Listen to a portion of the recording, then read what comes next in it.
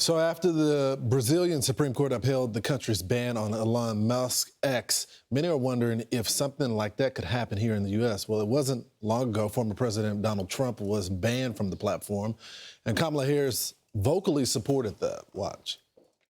We're talking about a private corporation, Twitter, that has terms of use, and as far as I'm concerned, and I think most people would say, including members of Congress who he has threatened, that he has lost his privileges and it should be taken down. There has to be a responsibility that is placed on these social media sites to understand their power.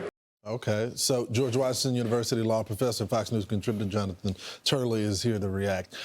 So, Professor, you know, I wouldn't put much stock into this if it weren't for politicians now wanting the policies of some of the leaders in Latin America.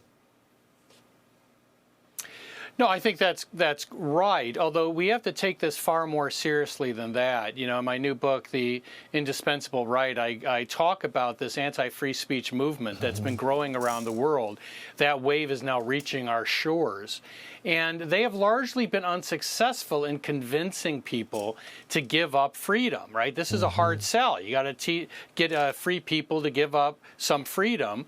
And it hasn't worked. Facebook even did a commercial campaign to get young people to embrace censorship. So this is plan B. You know, you have in Europe threats against Musk for arrest. They've already arrested another CEO of a platform.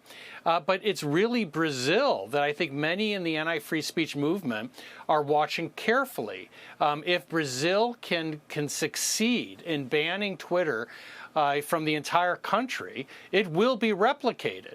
Because many hold the view of what you just heard from Vice President Harris. They view speech as a privilege. It's like a driver's license that they think that can be rescinded if you're reckless. And this is the ultimate destination for this movement, where if they can't convince people to give up their own freedoms, to embrace censorship, they're going to start to take sites offline to prevent people from hearing opposing views. You know, Professor, I'm just curious, what's the solution for this? I mean, we already have a constitutional amendment. You don't think you need more than that when it comes to an issue like this, but it seems like we may.